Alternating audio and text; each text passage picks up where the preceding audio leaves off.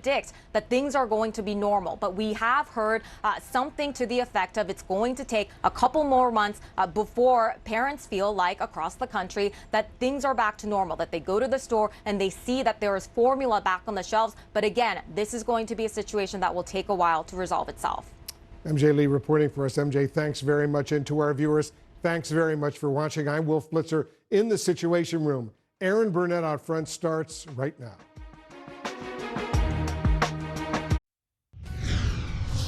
Out front next, breaking news. Uvalde's mayor revealing new details about the initial response to the elementary school massacre, what he's saying tonight. Plus, Ukraine's president says they are losing 60 to 100 soldiers a day as Ukrainian forces struggle to stop Russia's advance in the east. As we are getting tonight new satellite images that reveal exactly where Putin's forces are digging in tonight. And brace yourself. That is the warning from JP Morgan CEO Jamie Dimon, who tonight is warning the United States is about to be hit by an economic hurricane. Let's go out front. And good evening. I'm Aaron Burnett. Out front tonight, the breaking news. Uvalde's mayor tonight revealing new details about the initial response to the massacre at Robb Elementary School. Mayor Don McLaughlin telling the Washington Post that there was a negotiator trying to reach the gunman on the phone. And the crucial next piece of information he shared with the Post is that he doesn't believe the negotiator knew that there were children alive calling 911 while the negotiator was desperately trying to reach the gunman. He failed to do so, according to the mayor. It comes as we have learned that those children called 911 again and again and again as 19 police officers were inside their school, outside their classroom, choosing not to go in. And tonight, the police chief and incident commander in charge of the entire response team told our Shimon Prokupecz that he's not dodging investigators. They say that you're not cooperating. I've been on the phone with them every day. They say you're not cooperating. So just 2 seconds. Just so you know, we've been talking to them every day. What is your reaction? Y'all have a good day. What is your reaction, sir? As we reported yesterday, the Texas Department of Public Safety, as you heard from Shimon's questioning, says Pete Arredondo, who you saw there, has not responded to a request for a follow-up interview with investigators. Obviously very different than what he's portraying there. In the 8 days since the shooting, officials like Arredondo have faced withering criticism over the information they've released from their investigation and how they handled themselves, of course, that day, but the information they put out that they then backtracked on. For example, originally, remember the claim that a school resource officer engaged the shooter outside? And then they came out and said that actually never happened. Yesterday, they came out and said that there was not a door open. No door was propped open when the gunman entered the building. They had said that there was a door propped open, and that's how it got in days earlier. That apparently not true either. The false information that has been released has added to the incredible frustration and anger in Uvalde, which today said its final goodbyes to 2 more victims of the shooting. 10-year-old Jose Manuel Flores Jr. and 48-year-old teacher Irma Garcia. Omar Jimenez is out front live in Uvalde, Texas. And Omar, what is the latest where you are tonight? Well, Aaron, among what we're hearing from Mayor Don McLaughlin's interview, at least part of it with a local station, is if we made mistakes, we'll own them. Well, that's what's being investigated at this point. And the Uvalde County District Attorney says she is going to be reviewing the ongoing Texas Rangers report and then decide if charges will need to be brought in this situation. Of course, tied to the delayed law enforcement response in portions. And also among what they'll be looking at, some of those key decisions that investigators say were made by the school district police chief. Thank you guys very much. Captured by cameras for the first time in nearly a week, Uvalde School Police Chief Pete Arredondo greets officers standing guard outside his home. We're not going to release anything. We have people in our community being buried, so we're going to be respectful. Deflecting questions from CNN about decisions to delay entering the Robb Elementary classroom on the day of the shootings. How do you explain yourself? We're going to be respectful to the family. But when asked when, we're going to do that eventually, obviously. When? And whenever this is done, and let the families quit grieving, then we'll do that, obviously. And just so everybody knows, we've been in contact with DPS every day. Just so you all know. They say that you're not cooperating. I've been on the phone with them every day. During a city council candidate forum in April, the chief talked about how communication was crucial. I think through communication, everything can be resolved, whatever the issues may be. However, Tuesday, he was quietly sworn in to his city council seat. When CNN questioned the secrecy, he called the meeting, quote, a private thing that was done out of respect for grieving families. We're also learning new details about Chief Arredondo's active shooter training, showing he's had 3 training sessions total, the last taking place in December 2021. And the Uvalde School District releasing a statement today about changes, saying that students and staff will not be returning to the Robb Elementary campus and that they're also working with agencies to help us identify improvements on all UCISD campuses. New audio obtained by CNN affiliate KSAT plays a school district alert to parents about the shooting, but telling them not to go to the campus. There is an active shooter at Robb Elementary. Law enforcement is on site. Con mis manos levantadas. Today, more funerals for teacher Irma Garcia and her husband, Jose, who died of a heart attack just days after his wife was gunned down. We've been speaking to resident after resident here, a woman whose niece was killed, a local store employee whose cousin was killed, a fast food employee whose niece was killed, another person who was not too far from here, grew up going to Robb Elementary, and then decades later hears gunshots before calling 911. All of them were too heartbroken to go on camera being that close to the story. But one thing we heard from every single one of them is that this goes beyond this week. This is something that is going to be with them for the rest of their lives. The community grieving and frustrated, now with more services to come every day for the next week. As for Arredondo, I leave it to his conscience. Why didn't he do more? That's all. Why didn't he do more? And again, exactly what was done is among what's under investigation. We followed up with the Texas Department of Public Safety on Arredondo's comments that he's been in contact with them every day, despite them saying yesterday that they hadn't heard from him in days in regards to a follow-up interview request. Well, DPS is now referring all of these types of questions to the Uvalde County District Attorney. All of this is now happening within the backdrop of continuing funerals, continuing reminders of the gravity of the tragedy that unfolded here. Erin. Thank you. And as you were speaking there, we do have some breaking news coming out of Oklahoma, where police say multiple people have been injured. Joe Johns is following the story for us in a shooting. We understand could be obviously multiple casualties. It's unclear. What do we know right now as this is developing, Joe? Again, this is Tulsa. Aaron, very limited information. What we do know is that Tulsa police have tweeted out just a bit of information to give people at least some clarity at this stage. The first thing authorities say is that this began with what they say was a report of a man with a rifle, and the locator they give there in the city of Tulsa is at 61st and Yale Streets, and say all roads are closed. They've asked people not to come into the area.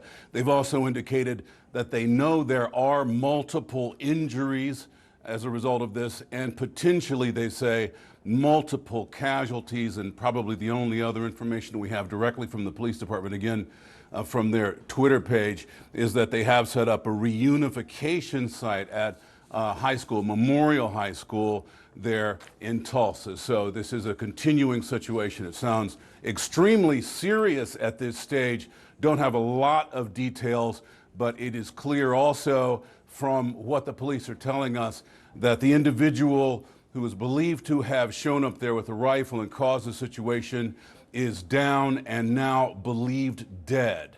So those are the facts we start with this evening out of Tulsa. Back to you, Aaron. All right, Joe Johns will be checking in with you. Obviously, the situation is unfolding there in Tulsa. I want to bring now the former Houston Police Chief, Charles McClelland, into the conversation. And Chief, just horribly need to start talking this conversation, talking about another shooting, which just has occurred in the past few moments, as we understand it, in Tulsa.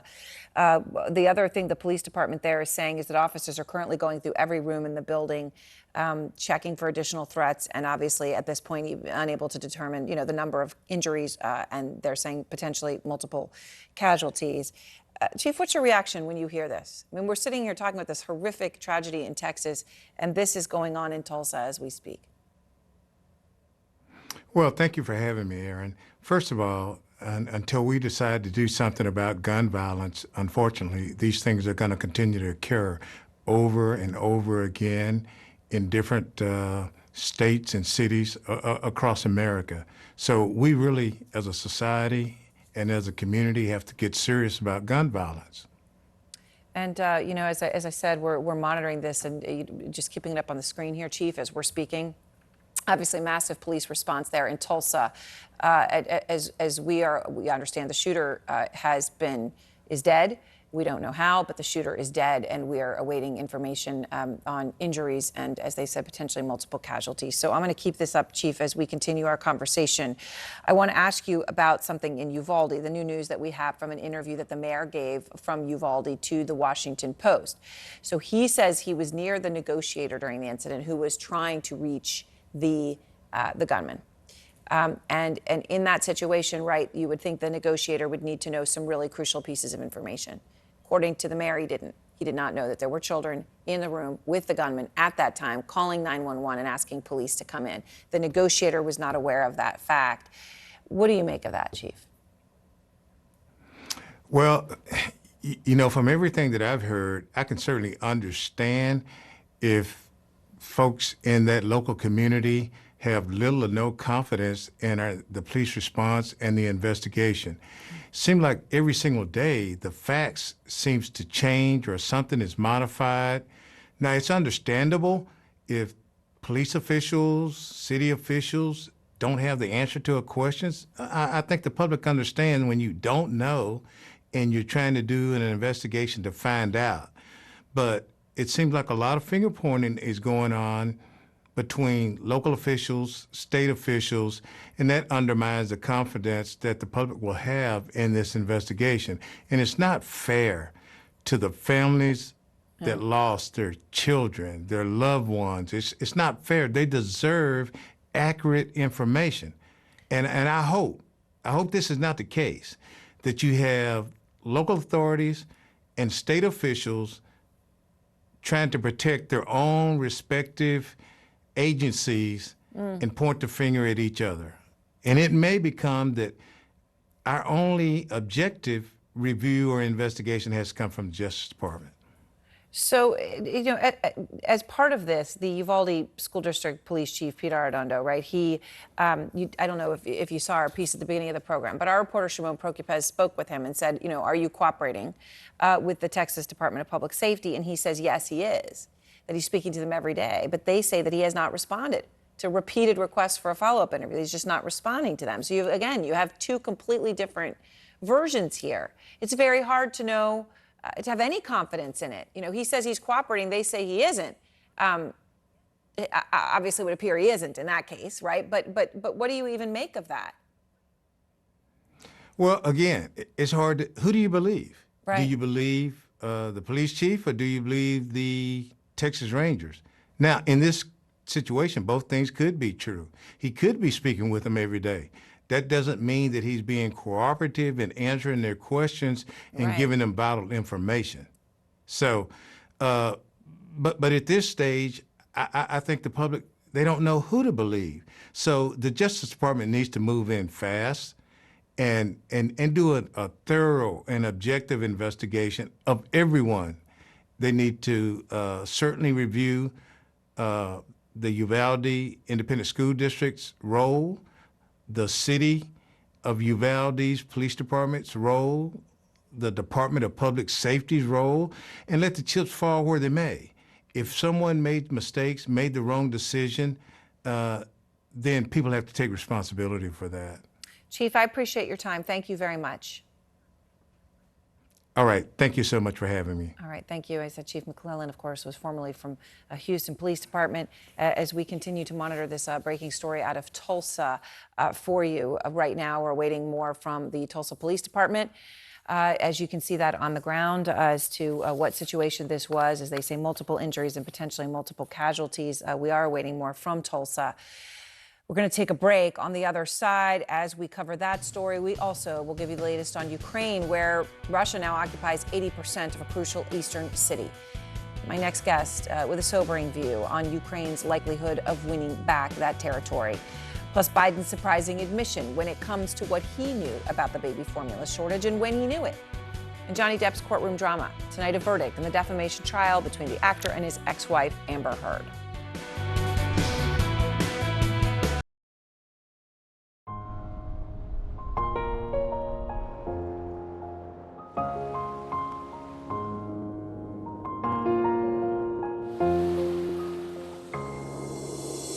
We share this place, we all belong.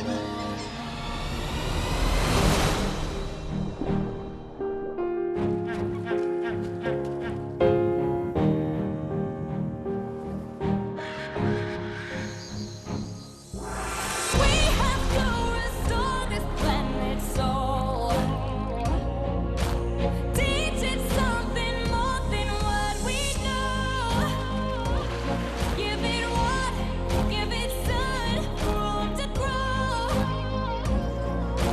I can see a better tomorrow. I can see a better tomorrow. Business never sleeps. As the sun sets in Seoul and Shanghai, deals are signed in Dubai, and Europe is already in play. New York prepares to make its first move. I'm Julia Chatterley, journalist, global market analyst, and host of CNN's First Move. Join me in the financial capital of the world for market-moving perspective on the news influencing global politics, culture, and finance. I'll speak to newsmakers, risk takers, and the ultimate game changers. Bold moves, big deals, winning trades. It's all right here. Make CNN your first move. First Move with Julia Chatterley. Today on CNN.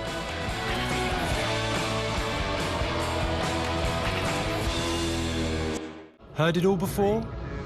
But have you heard it like this? The ultimate disruptor looks set to shake up our world. We really can't ignore the impact that this has.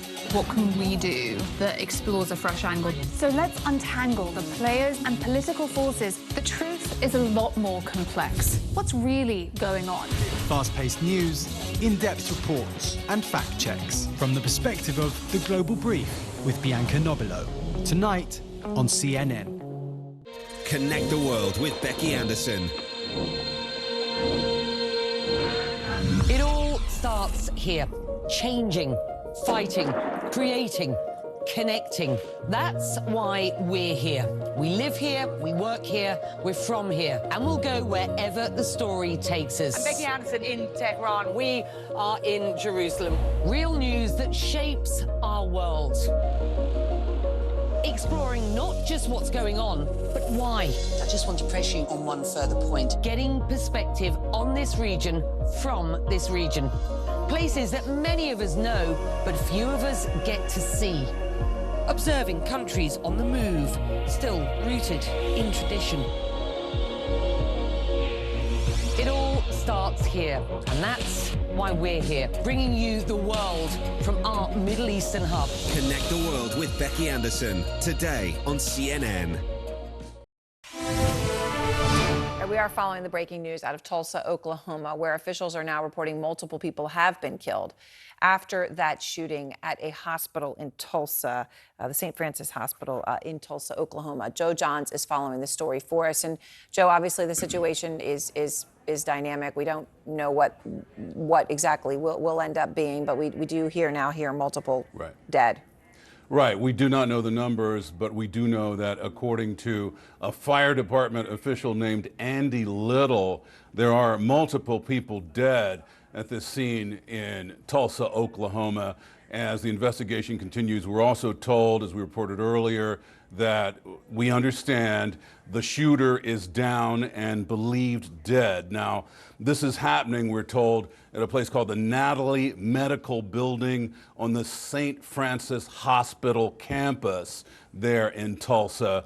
As you can see, apparently a tense situation, though, as police continue to evacuate what sounds like a very large building, potentially hundreds of people need to be evacuated from that building before police can call the scene clear and secure. Of course, in a situation like this, which is so fluid, there's always a concern with authorities as to whether the person they believe to be the shooter is the only person they need to worry about. So that's what we know at this stage. Aaron, back to you. Right. And of course, you know, as you point out, hundreds of people in that building. So that's why there's still such a lack of clarity about what the scale of what we're talking about here. I understand from local reporters, it is an outpatient surgery and breast center. So those are the types of medical things that could be happening there. All right, Joe Johns, thank you very much. And I will just say here, we are able to report. Our senior producer, Ben Finley, spoke to Tulsa Police Department. They said they are still going through all the floors in that building, so that's why they're unable to give a number. So that's what they're doing right now, and they say the active shooter is down, so they will expect a press conference as they get a little bit more information, as we'll continue to follow this story. Also this hour, we are following the developments in Ukraine. Russian forces are now in control of at least 80% of Severodonetsk, which is a key city in the eastern part of the country. That's according to a top regional official there who also says some Ukrainian troops have retreated. And it comes as Russia accuses the U.S. of adding, quote, fuel to the fire by announcing that it will send Ukraine 4 high-mobility artillery rocket systems. The U.S. sends this message to Putin. The Russians can end this conflict anytime they want. If they are wary of escalation, all it takes is one man to say stop, and they can do it.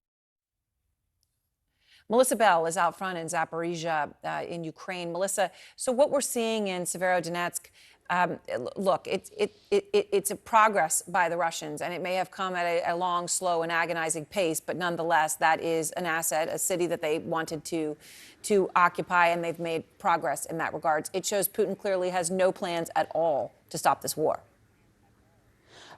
No plans at all to stop this war, Aaron. And tonight, as far as Ukrainian armed forces are concerned, the upper hand, frankly, all along that front line. Let's just start with that town of Severodonetsk, the subject of so much fierce fighting over the course of the last couple of weeks. Remember, Aaron, there were some 15,000 civilians carrying the cellars of that city over the course of the last couple of weeks. 80% of it now fallen. Street-to-street combat going on even tonight. Let's just have a look at that map of the Donbass region to have a look at the strategic importance of that city. You can see there the two self-declared Moscow-backed separatist republics that had been there before the Russian invasion began. Look at all that territory in red to the north of there, to the south of there, now in Russian hands. And I think if you pull back from that to take a further step back and look at all the territory in Russian hands tonight, you see just how vulnerable the easternmost positions of the part of the country still in Ukrainian hands are. What we've been seeing over the course of the day are weapons movements coming up from Crimea, and we expect heading up towards those vulnerable parts of eastern Ukraine and aiming to cut off what are already some of their vulnerable supply routes. So a worrying picture from the point of view of Ukrainian armed forces. Where I am here in Zaporizhia, we're just north of that line that divides the Ukraine, still in the hands of Kyiv, and the Ukraine now in the hands of Russian forces. We've been seeing the villages within a 30 and 60 mile range being pounded by Russian artillery, and that's why those weapons now being provided by Washington, confirmed there by Secretary of State Blinken, are likely to make such a difference to this war, to their fortunes along that front line, to their ability to push back Russian forces. The United Kingdom now announcing that it too is going to be providing some of those long-range missiles to try and hit that long-range artillery that's been used, Aaron, as you know, to such devastating effect these last few months here in Ukraine. Yeah. All right, Melissa Bell, thank you very much. Reporting live from Zaporizhia tonight. I want to go now to retired Air Force Colonel Cedric Leighton, who is a member of the Joint Chiefs of Staff, and Seth Jones, who is the director of the International Security Program at the Center for Strategic and International Studies. So, Seth, you're just out with a new report with the images, the satellite imagery that you are seeing here on the latest situation on the ground in Ukraine. What are you seeing? Well, we're seeing a couple of things, Aaron. One is that we're seeing dug-in Russian forces with main battle tanks, towed artillery, multiple launch rocket systems. And the issue here is that, I mean, this is going to be really tough over the long run for the Ukrainians to take back territory against dug-in Russian forces. This is why the discussions about HIMARS, about Apparently, the U.S. is now going to allow MQ-1Cs. These are longer-range drones to head to Ukraine as well. These kinds of weapon systems are going to be really important for offensive operations to help the Ukrainians take back this territory, because the Russians are advancing, as we've just heard. Right, and of course advancing in a brutal, anachronistic manner, but nonetheless advancing. And Colonel, I was speaking to a Ukrainian soldier today who had sort of rotated out for a couple of days, of rest, right, and now going back to the front lines. Incredibly eager, as his entire group was, to go back in, right? So from that one tiny, tiny slice, right, the morale is going back in and ready to go. But that comes in the context of what President Zelensky is saying. 60 to 100 Ukrainian soldiers are dying every day in this war. Another 500 being wounded. Those numbers are stunning. And we've heard about them on the Russian side, but now this is on the Ukrainian side. Colonel, how long can Ukraine continue to fight at this level with those types of losses? Well, Aaron, that's a really difficult and telling question to answer. When you look at the way in which this is happening, I would say at the outset, it's very hard to make these estimates, but I would say that they can last about a month or 2 months at most before there starts to be a major drain on the Ukrainian forces. The Ukrainians have to be very careful not to lose their men at this point. It becomes really critical for their soldiers to be, in essence, conserved, and for them to be moved back in every strategic retreat that they can make at this point in order to fight another day.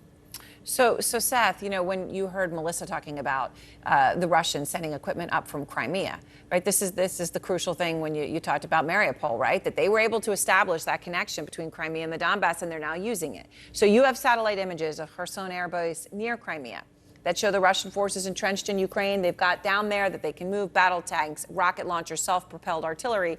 That's what you've actually pointed out here on this satellite images that you see. What do you take away from it? Well, that the Russians are here to stay, and that they're not going to give up this area without a significant fight. I mean, we see digging of trenches and berms, and I mean, what's not in there, but is just as important that we're still seeing with images is Russian flags replacing Ukrainian at buildings. We're seeing, the Russians replace Ukrainian officials, government officials. This is de facto Russian state building of areas that they now have conquered in Ukraine. So, I mean, this really is annexation without the Russians saying it explicitly yet. So I don't think they're planning to leave in any way, shape, or form.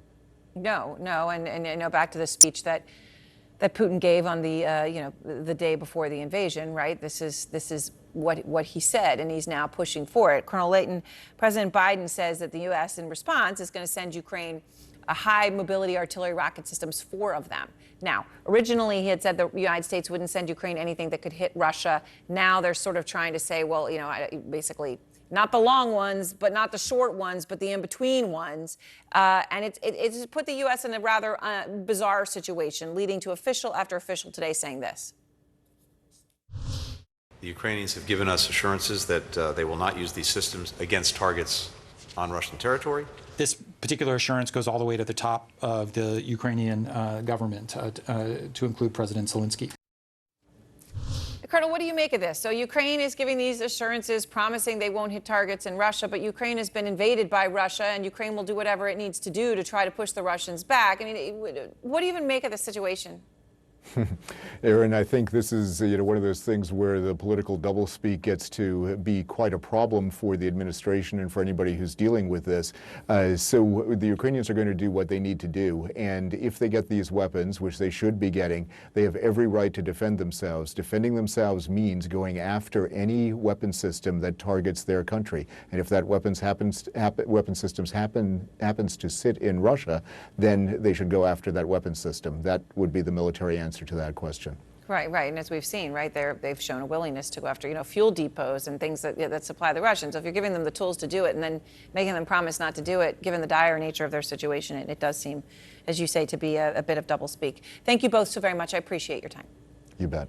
Thanks. And next, we're continuing to follow the breaking news out of Tulsa. Officials telling our affiliate now that they know at least 4 people are dead, including the gunman, after that shooting at a hospital. They're still going through room after room, as we understand it, in that large building, that large wing of the St. Francis Hospital in Tulsa. We're going to bring you the very latest here as this story continues to develop this hour. Plus, Jamie Dimon, the head of the largest bank in America, says the United States is about to be hit by an economic hurricane. So just how worried should Americans and the world be? It's a mystery that gripped the world. If you have Madeline, let her come home to her mummy, daddy, brother and sister. A young girl's disappearance from a seaside resort. Please give our little girl back. 15 years later, a major break. Portuguese authorities have said that they have named a suspect. CNN investigates. So to be clear, the formal suspect is a convicted rapist and a known pedophile. Missing Madeline McCann. Saturday.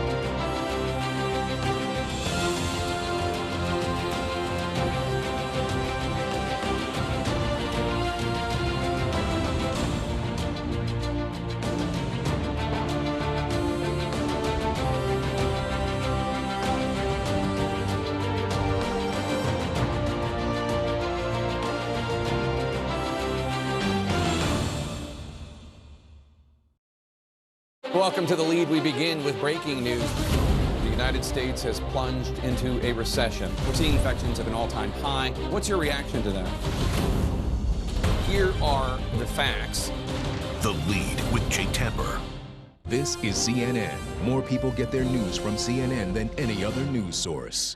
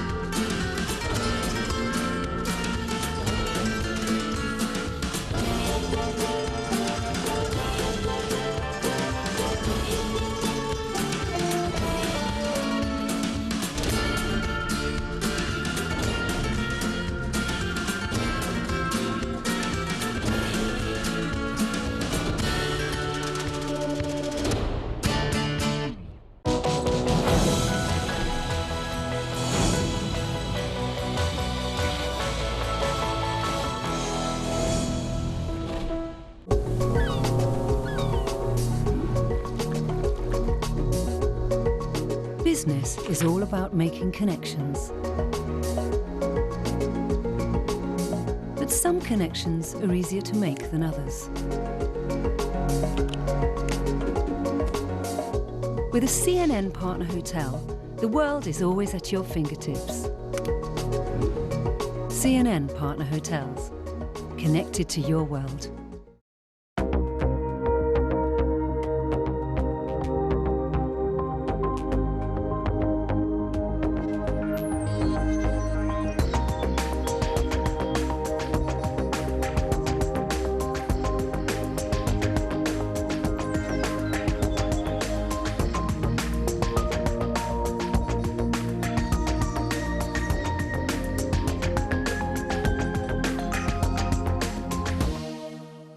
I'm Max Foster in London, and this is CNN. Tonight, you better brace yourself. That is the warning from JP Morgan Chase CEO Jamie Dimon, who says the country, the United States, is about to be hit by an economic hurricane. That's his war, driven by the war in Ukraine, interest rate hikes from the Fed, and of course, the 40-year high in inflation.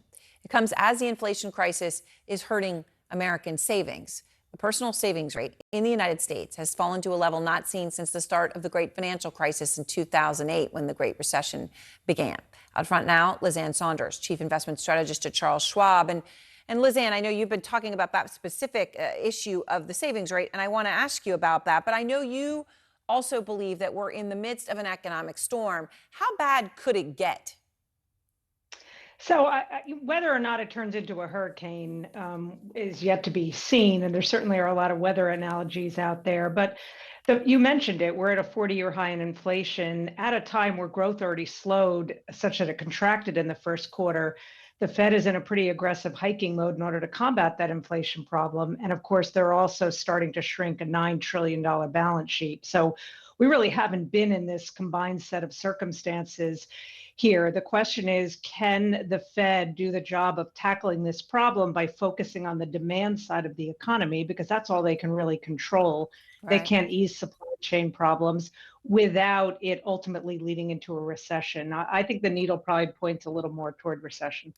So, you talk specifically about this issue of the collapse in personal savings, and this is so crucial. Which caught my attention, you tweeted out a graph, and it showed the drop in American savings to 4.4% of their income.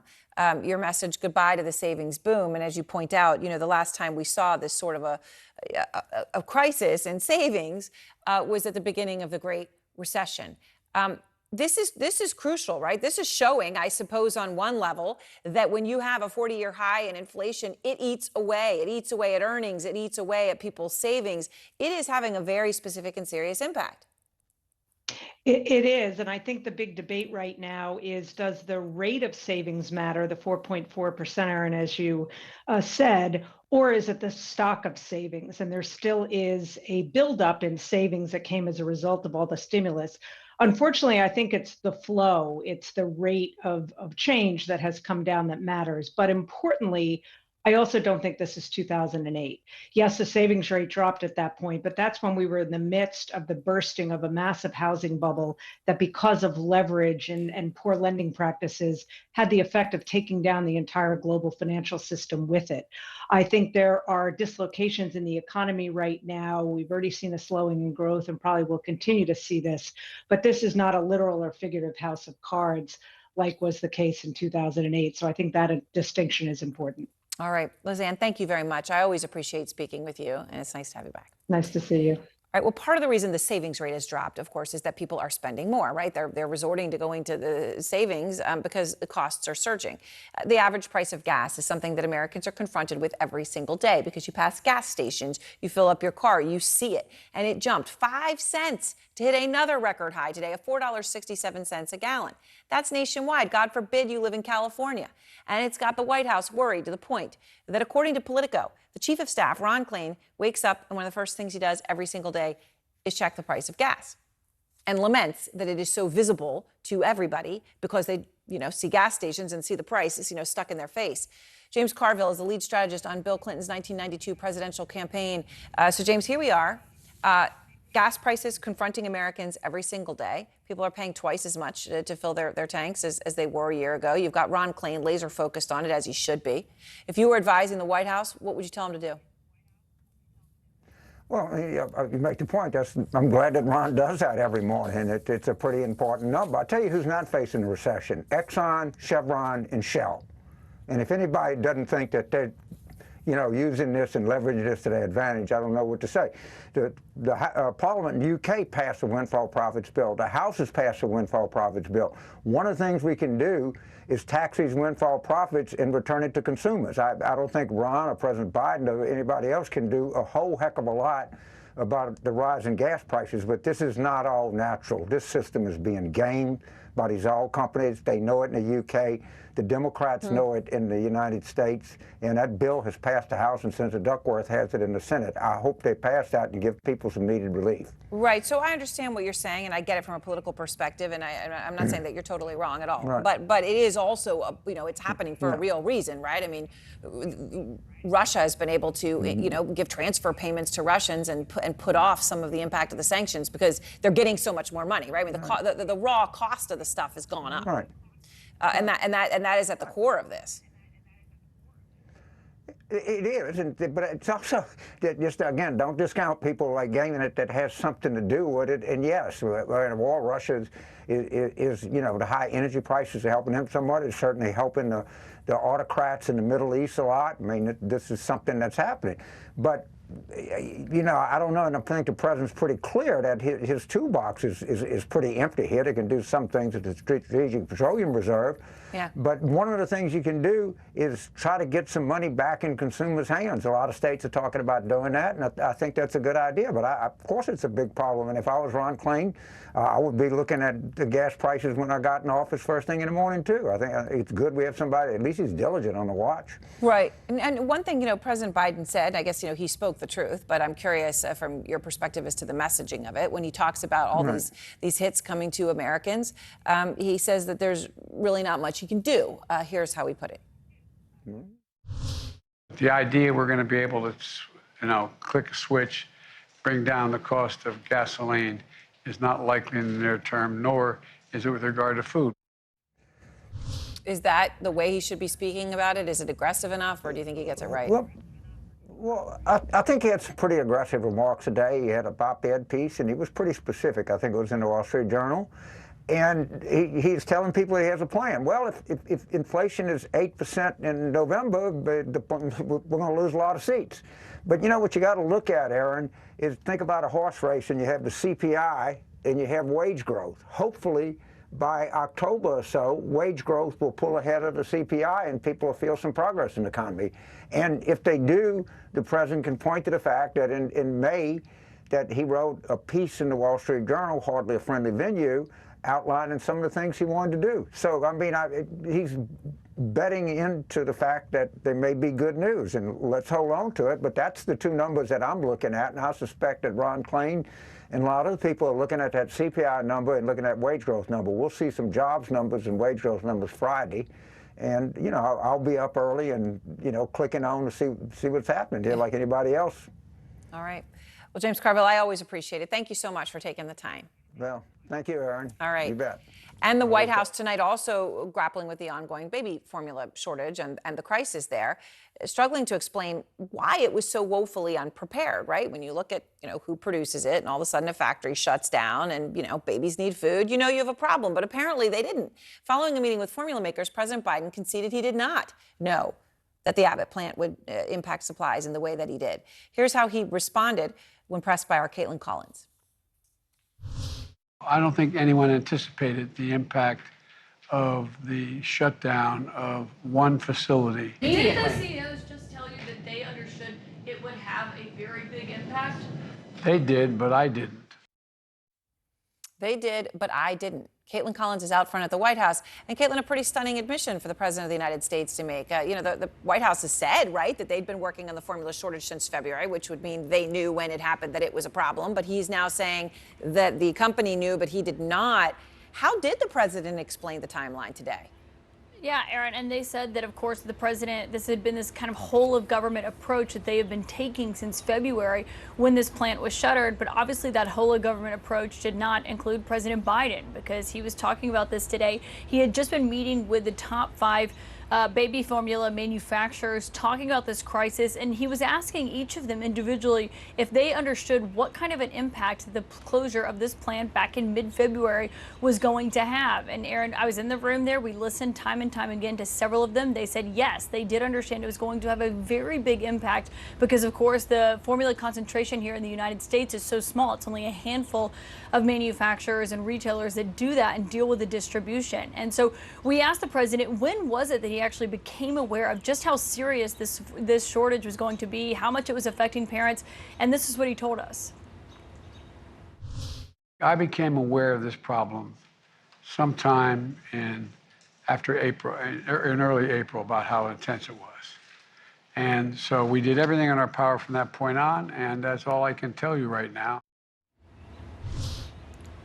Of course, Aaron, that's about 6 weeks after that plant had been shut. As executive said, as soon as that plant was closed and shuttered, that was months after complaints had actually come forward about the plant. It was after, of course, lawmakers said the FDA was too slow to respond to how that plant was handled and that people should have foreseen what kind of issues it was going to cause when it was closed. And so that's been a big question here for the White House, is why no one on the president's senior staff informed him of just how bad this shortage was earlier than early April. And of course, now you've seen the White House taking these steps since then, but there are still big questions because you're still seeing shelves largely be empty. And of course, it's still an ongoing issue for the White House. But the president says now they are putting the full force of the government behind this major problem. Right. Of course, much later than it should have been, and that I'm sure he wanted it to be, but incredible that he's saying he didn't know. All right, Caitlin, thank you very much, reporting from the White House. And next, we're continuing to follow the breaking developments out of Tulsa. At this moment, police are confirming 3 people were killed on the campus of St. Francis Hospital. The gunman, additionally, is dead. We're going to bring you the latest next as it develops here. Plus, a jury finds both Johnny Depp and Amber Heard liable for defamation. Pretty incredible developments today, and you'll see what the two are saying tonight. I'm Hadas Gold in Jerusalem, and this is CNN. Afghan women are afraid that this is the beginning of your efforts to erase them from the workspace. It's not clear. Even if we appear with the burqa, maybe they will say that women's voices are forbidden. Did you ever imagine that you would be prevented from going to school? Girls' education is fundamental to the dignity of Afghan life. Do you believe that young girls will be allowed to go to school here in Afghanistan? Across Africa, businesses are working together like never before. All new on CNN, Connecting Africa. Join me, Eleni Jokas, as we crisscross the continent to show you how new connections are revolutionizing commerce in Africa. This month, Connecting Africa through technology. The fintech space in Nigeria and across Africa is really growing very well.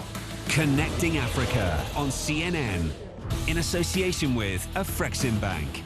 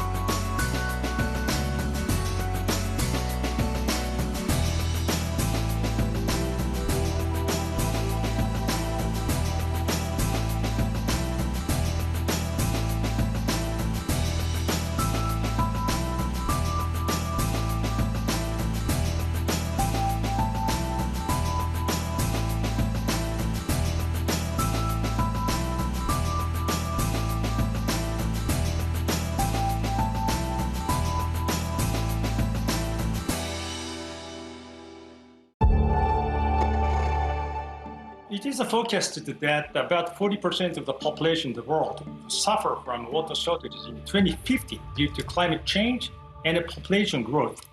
And water is one of nature's greatest gift. So we decided to upgrade our water intensity by 50% and replenish more water than we use in our own plants globally by 2050. As a matter of fact, we've been working on this almost for 20 years by setting up a local watershed conservation and education for children. We are moving toward the international and global expansion. We want to raise awareness in the world that water shortages will come, and we have to be careful. We have to take action together. So we want to lead this initiative.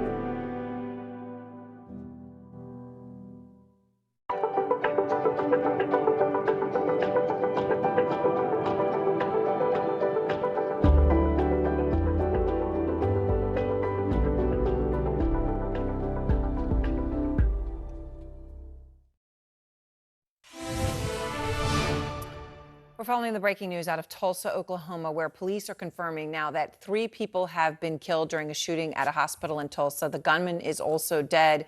They were going room to room in a very large building as part of a medical center, so it's unclear exactly where they are in that process. Joe Johns is following the story for us. And Joe, what are you learning now?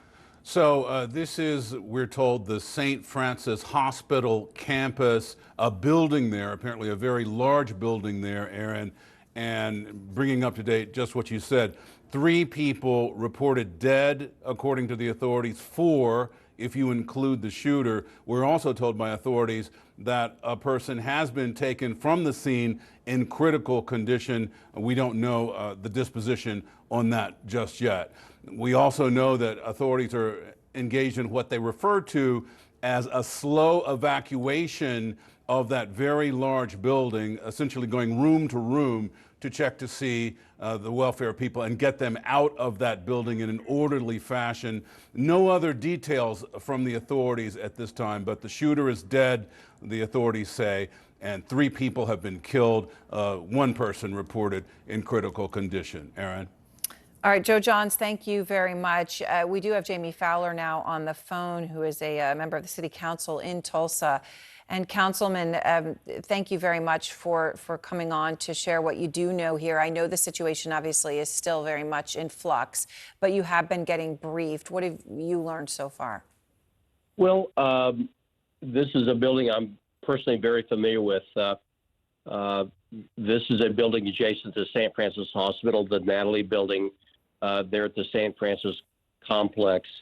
And kind of reconfirm what you've just shared with the audience is that 3 people are known dead, and then the shooter is also dead. And it looks like that, you know, from what we're getting is that the shooter took his own life. And first and foremost is that you know, our thoughts and prayers go out to the families, the victims, and it's a tragic thing. The police here have been trained and prepared, and they actually had exercises there at Riverside Division yesterday on just such a situation. Well, that's you know, hopefully that helped save some lives today. Councilman, I don't know if you heard, our Joe Johns was saying that in addition to the 3 people killed by the shooter, as we understand it, there is a person in critical condition. And I know the police department had said that there were multiple injuries. Do you know anything about the injured situation? I do not. And I'm the Tulsa Police Department, in doing the right thing, have kept everyone, bystanders, away from the scene. And they've done a good job at making sure that the scene is safe and people are not in harm's way. I should note President Biden has now been briefed on the situation. And Councilman, do you have any knowledge from your briefings about what may have led to this shooting? From what I understand is that the shooter had an issue with a specific physician, and that the shooter could not find this physician. And that elicited, you know, his behavior at the shootings. And of course, this needless and terrible loss of life. All right, Councilman Fowler, I appreciate your time. Thank you very much for sharing with us what you could. We do appreciate it as we continue to follow this breaking story out of Tulsa. We're going to take a break. On the other side, the legal victory for Johnny Depp. It was obviously a wild defamation trial against his ex-wife, and the actors both responding tonight.